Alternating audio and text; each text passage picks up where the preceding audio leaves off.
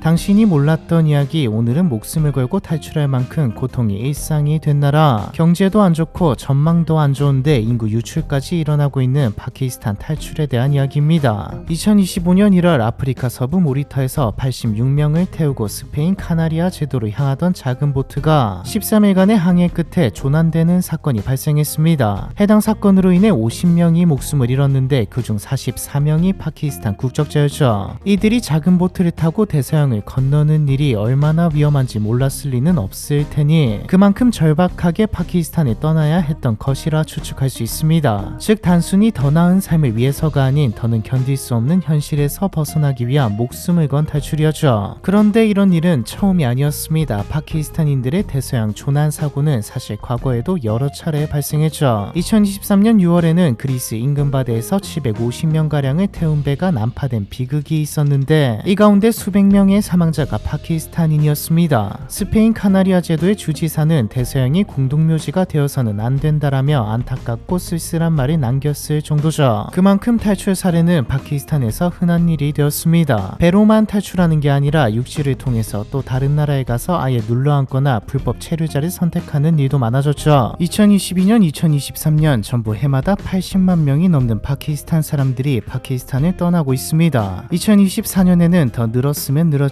줄지는 않았을 테고요. 근데 이건 통계에 잡히는 수치, 즉 비교적 합법적인 루트로 떠난 이들이고 앞서 말한 사례와 같이 불법적인 루트로 파키스탄 탈출에 성공한 사람들까지 하면 훨씬 더 많을 테죠. 근데 파키스탄은 인구 약 2억 5천만 명으로 세계 5위의 인구 대국이기도 하고 세계에서 손꼽히는 젊은 나라입니다. 인구의 3분의 2가 30세 미만일 정도죠. 이렇게만 봐서는 향후 경제 전망도 좋아 보일 것 같고 무엇보다 인구 몇십만 유출된다고 큰 문제는 아닐 것 같기도 합니다. 사실 진짜 문제는 핵심 인력들이 떠난다는 것이죠. 부자부터 시작해서 의사와 전문직, 기술자와 같이 고학력 전문 인력들이 이 대열에 합류했다는 겁니다. 이들이 떠나면서 공통적으로 하는 말이 더는 이 나라에서 미래가 없다죠. 파키스탄에서 어느 정도 입지를 가진 상류층에 속하는 이들이 떠나는 게 진짜 문제입니다. 상류층만도 아니죠. 청년층의 이탈이 가장 거센데 청년 중에서도 고등교육을 받은 능력 있는 인재들이 국외로 빠져나가는 현상, 두뇌 유출 현상이 심각해지고 있습니다. 파키스탄 개발경제연구소의 조사에 따르면 파키스탄 국민의 37%가 해외 이주를 희망하고 있으며 특히 고학력자일수록 이민을 더 선호하는 경향을 보이고 있다고 분석했죠. 두뇌 유출은 파키스탄도 문제지만 개발도상국이 더 이상 올라가지 못하도록 하는 요소 중 하나입니다. 그래도 다른 나라들은 어떻게든 방법을 써서 잡아두고 있는데 파키스탄은 잡아둘 힘이 없는 상황이죠. 파키스탄의 미래와 현재를 책임져야 할 사람들이 다 나가고 있는 것입니다. 과거 한국이 해외 탄광에 가서 일했던 것처럼 돈 벌어서 다시 돌아오는 것도 아닙니다. 파키스탄에 나가는 이들의 목적 자체가 탈출이니까요. 현재 파키스탄 국민들은 두 부류로 나뉜다고 봐도 과언이 아닙니다. 이주를 원하고 있거나 이미 이주를 했거나 여기에 계속 머무른다면 삶이 더 힘들어질 뿐 이같이 어려운 환경에서는 도저히 희망이 보이지 않는다. 도대체 파키스탄 사람들은 왜 나라를 떠나는, 아니 탈출하는 걸까요? 본론으로 들어가기 전에 이번 영상은 노드 VPN과 함께 했습니다. 잠깐 이야기를 하고 본론으로 들어가 보죠. 한국은 모든 게 온라인화 되어 있다고 해도 과언이 아닐 정도로 행정 업무부터 시작해 은행 업무, 심지어 최근에는 모바일 신분증까지 나왔더라고요. 이것저것 다운받고 인증하는 건 귀찮지만 그럼에도 직접 문서 뽑고 작성해서 찾아가서 기다리는 것보다야 훨씬 편합니다. 하지만 그만큼 개인정보부터 시작해 돈과 관련된 것까지 해킹과 바이러스, 잊을만 하면 걸려오는 보이스피싱에 많이 노출되어 있죠. 이제 보이스피싱은 기본적으로 이름은 알고 걸더라고요. 이게 일상이 되어버리니까 감흥이 없는데 돌이켜 생각해보면 정말 무서운 일이기도 합니다. 안 받아본 분이 없을 만큼 사실상 우리 모두가 노출되어 있죠. 대처법을, 예방법을 다 알고 있다면 좋지만 너무 다양하고 또 새로운 방법들이 계속 나오고 있기에 개인으로서 조심할 뿐이지 구체적인 대처가 쉽지 않습니다. 그래도 예방할 수 있는 방법이 하나 있습니다. VPN을 이용하는 것이죠. 노드 VPN은 다크웹 모니터링 기능을 통해 내 개인정보가 유출되었는지 감시하며 유출 시 즉시 알려줍니다. 또한 바이러스 및 위협 방지 프로 기능이 있어 방문하는 사이트에서 다운로드 중 악성 코드 탐지 및 자동 삭제, 위험한 링크 클릭을 방지해주기도 하죠. 뿐만 아니라 일상에서 인터넷 사생활 보호도 가능하죠. 예를 들어 카페, 도서관 등에서 공공 와이파이를 사용할 때도 해킹과 개인정보 유출이 없도록 보호해줍니다. 무료 VPN이 아닌 노드 VPN을 사용해야 하는 이유는 사용자 정보 수집 없는 노로그 정책을 쓰고 있기 때문입니다. 괜히 무료로 사용하다 개인정보가 털리는 경우도 있으니 제3기관에서 인증받은 노드 VPN으로 사용자 활동 기록을 남기지 않고 자유로운 온라인 활동을 경험하는 게 낫겠죠. 마지막으로 한 계정으로 열대 기기 동시 연결도 가능하니까 친구, 가족과 함께 사용하기에도 좋습니다. 현재 노드 VPN은 구독자 전용 링크로 구매 시 특가로 최대 75% 할인에다 4개월 추가 구독을 증정하고 있습니다. 118개국 7,400대 이상 VPN 중 최다 서버를 제공하는 전 세계에서 가장 빠른 노드 VPN. 관심 있으신 분들은 댓글에 링크를 통해 혜택을 한번 경험해 보시는 것은 어떨까요? 이제 본론으로 들어가 보죠. 파키스탄을 탈출하는 가장 큰 이유는 경제입니다. 현재 파키스탄의 경제는 재무장관이 파키스탄 경제 상황이 예상한 것보다 훨씬 더 나쁘다라고 공공연히 말할 정도로 심각한 상황이죠. 인구가 2억이 넘고 개발도상국이기에 인건비가 싸다는 것을 장점으로 공장을 유치한다던가 여러 방식으로 하면 되지 않나라고 생각되지만 싼 인건비로 밀어붙여도 현재 파키스탄 상황에서는 쉽지 않습니다. 현재 파키스탄은 전력 수급이 불안정한데 이건 공장 가동에 치명적이고 무엇보다 주변 국가들이 걸림돌이죠. 원수를 넘어 얼마 전 전면전 직전까지 갔던 인도와 국경을 맞대고 있고 원래 한 나라였기에 언제 전쟁을 할지 언제 공격할지 모릅니다. 파키스탄이었다가 독립한 방글라데시는 사이가 껄끄러운 인도와도 파키스탄이 싫다는 이유로 협력하고 인도와 마찬가지로 국경을 맞대고 있는 아프가니스탄에서는 탈레반들이 넘어와서 설치고 이란과도 국경을 맞대고 있죠. 그리고 대외적인 상황 이전에 현재 파키스탄은 무역수지 적자에 국제 원조가 없으면 살아가기 힘든 수준입니다. 2024년 기준 IMF가 추산한 1인당 GDP는 아프리카 기니보다 낮은 1588달러죠. 아시아에서 파키스탄보다 1인당 GDP가 낮은 국가라고 해봤자 북한, 시리아, 아프가니스탄 뭐 이런 나라들이고요. 당장 먹고 사는 게 문제인 수준이라 IMF 구제금융을 받고 있는데 한 번만 받은 것도 아닙니다. 2024년에 새롭게 합의된 금액만 9조 6천억 정도고 1958년 이후로 24번째로 받는 구제금융이었죠. 여기다 2010년대 후반부터는 미국의 경제 원조도 줄어들면서 더 힘들어졌습니다. 채널에서 다루었던 중국 일대 일로에도 참여했는데 막대한 빚을 지게 되면서 정부의 재무도 개판이죠. 2025년에 발표된 세계은행 통계에 따르면 세계에서 가장 가난한 30개국 중 하나이며 이게 나라인가 싶은 아프가니스탄을 제외하면 남아시아에서 가장 가난한 나라입니다. 여기다 국방비 문제도 있습니다. 가뜩이나 경제가 안 좋은데 앞서 말했듯 사이가 안 좋은 나라들과 접해 있기에 엄청난 돈을 국방비에 쓰고 있거든요. 심지어 2025-26 예산 발표에서 국방비는 20% 증액한 10조 3천억으로 발표되었습니다. 교육, 농업, 개발, 국가의 경제가 발전하는데 필요한 부분의 예산은 다 줄어들었는데 말이죠. 심지어 전체 예산도 줄었고요. 이게 끝이 아니죠. 2022년 파키스탄 폭우 사태가 터지면서 물가 상승률은 47년 만에 최고치를 달성했고 식품 물가는 500%까지 치솟았습니다. 2023년 5월에도 전년 대비 38%라는 사상 최악의 인플레를 기록했고 파키스탄 루피아는 1달러당 300루피를 넘어서면서 화폐 가치가 역사상 최저가되었죠. 물가는 오르는데 반해 임금과 일자리 상황은 참담한 수준입니다. 2024년 파키스탄의 평균 월급은 약 25만원입니다. 못 사는 나라라고 하는 주변국들 방글라데시, 스리랑카, 네팔도 200달러는 훌쩍 넘기는데 파키스탄은 184달러 수준에 머물러 있죠. 물가가 폭등한 탓에 이 금액으로는 식사와 생필품도 감당하기 힘든 수준입니다. 그런데 돈이라도 벌면 다행입니다. 파키스탄의 전체 실업률은 8% 정도인데 이것도 제대로 짓게 된 게 맞냐는 말이 나오고 있고 전체 인구 중 가장 많이 탈출하는 파키스탄의 청년 실업률은 30% 이상으로 추정될 정도죠. 심지어 한국처럼 공부는 많이 했는데 질 높은 일자리가 부족한 일자리 미스매치도 아니고 많이 나갔는데도 이 정도입니다. 진짜 일자리 자체가 없는 것이죠. 이런 상황에서 인구는 또 증가하고 있어서 경제가 성장하는 게 아니면 개개인은 더 가난해질 전망이고요. 경제만 봐도 나갈 이유는 충분해 보입니다. 그런데 정치도 개판이죠. 파키스탄은 건국 이후 지금까지 한 번도 정치가 조용했던 적이 없습니다. 1947년 독립 후 수차례 군사 쿠데타가 일어났고 절반 이상의 기간을 군부 통치하에서 보내죠. 군부가 직접적으로 정권을 잡지 않은 시기에도 배후에서 주요 의사결정을 했고요. 선출된 정부는 임기도 못 채우는 게 일상입니다. 명목상으로는 민주주의 국가인데 의미가 없죠. 실제로 2018년 무능부패한 기득권의 대항마로 떠올라 총리로 취임한 임링칸은 불신임안이 통과되면서 쫓겨났고요. 10명 중 7명은 투표해봐야 소용없다고 생각하고 부패하고 88%는 정부 부패가 만연해 있다고 생각합니다. 근데 이건 생각이라기보다는 내 진짜죠. 국가 청렴도를 보여주는 국제 지표에서 어디를 봐도 어떤 항목을 봐도 파키스탄은 세계 최하위권이거든요. 수치를 떠나 일상에서도 촌지나 백 없이는 관공서 업무 처리가 힘들 정도고요. 당장 공무원들이 이런데 위는 안 봐도 뻔하죠. 임린칸이 쫓겨난 후 파키스탄에서 대규모 시위가 일어나기도 했지만 효과는 미미했습니다. 오히려 군사법정에서 민간인 재판까지 하면서 수백 명이 구금당하고 관련자들은 정치활동을 금지당했죠. 군부와 대척점에 서 있는 야권 인사들은 해외 망명을 떠나버렸고요. 그렇다고 강력한 중앙정부의 힘 아래에 나라가 통합되어 있는 것도 아닙니다. 파키스탄은 여러 민족과 언어들이 뒤섞여 있어서 방글라데시가 독립한 것처럼 독립이나 자치정부 수립을 원하는 반정부 단체들이 지역에 존재하거든요. 종교 문제도 있죠. 이슬람이 국교인 나라라 다른 종교를 가지면 살기 힘들다는 당연한 거고, 앞서 나온 정치 부패와 같이 법조계도 다르지 않은데 재판은 간단한 일인데도 몇 년씩 걸리고 몇 년씩 걸려서 재판을 받아도 부패에 있기 때문에 피해자의 손을 들어주지 않습니다. 그래서 사람들은 이슬람 율법인 샤리아 율법으로 분쟁을 해결하죠. 법에 대한이 율법인 게 말이 되나 싶지만 뭐 그렇습니다. 문제는 이 율법이 지금 상식선을 벗어난다는 것이죠. 사실 율법이 상식선에서 쓰여져 있어도 상관없을 겁니다. 지들 맘대로 해석하니까요. 성폭행 피해자는 스스로 목숨을 끊는 게 불문율이고 신성모독을 하면 사형입니다. 실제로 2017년 SNS에 예언자 무함마드와 아내를 비웃는 글을 올렸다는 이유로 사형 판결을 받은 사례가 있죠. 이슬람으로의 개종을 거부한 기독교인도 사형당하고, 딸이 자기가 반대하는 결혼을 한다고 불질러서 죽여도 무죄고, 조언과 근친호는 지금도 만연하고 남자랑 사진 찍었다고 죽이고, 파키스탄의 여배우였던 비나 말리크는 결혼식에서 무함마드 부인의 결혼식 음악을 사용했다고 26년형을 선고받기도 했죠. 그나마 말리크는 돈이 있어서 두바이로 도망갈 수 있었습니다. 지금까지도 두바이에서 살고 있고요. 가족의 명예를 더럽혔다는 이유로 살인을 하는 명예살인도 계속해서 일어나고 있죠. 과거에는 다른 나라도 이런 거 아닌가 하면서 살았지만 SNS가 발달하면서 다른 나라 사람들이 어떻게 사는지 다 알게 되면서 파키스탄 사람들도 현실을 알아버렸습니다. 다양보에서 경제 앞으로 어떻게 될지 모르고 정치도 그러려니 하고 넘어간다고 해도 파키스탄에 사는 것 자체가 난이도가 높습니다. 심지어 내가 돈이 좀 있다 해도 아니 돈 있는 사람부터 떠나는 이유가 있죠. 치안과 기본적인 사회 서비스가 막장이거든요. 공공서비스 투자가 없다시피 한데 아이들 중 3분의 1이 학교에 못 다니고 학교에 다니는 아이들 중 3분의 2도 기초학력을 제대로 익히지 못합니다. 교육은 개인을 넘어 가정의 유일한 계층이동의 사다리인데 이걸 시킬 방법이 없으니 한번 가난하면 영원히 가난한 상태로 살아야 한다. 즉 미래가 없다라는 말이 나오는 것이죠. 아이들 10명 중 4명은 영양실조를 겪고 있고 병원을 뒤로하고 약도 구하기 힘듭니다. 큰 병이라도 걸리면 집안을 다 팔아도 치료가 힘들죠. 그렇다고 치료는 잘하냐? 정치인들, 군부들은 병에 걸리면 해외에 가서 치료를 받습니다. 경제, 정치, 인프라가 이런데 치안이 좋을 리가 없죠.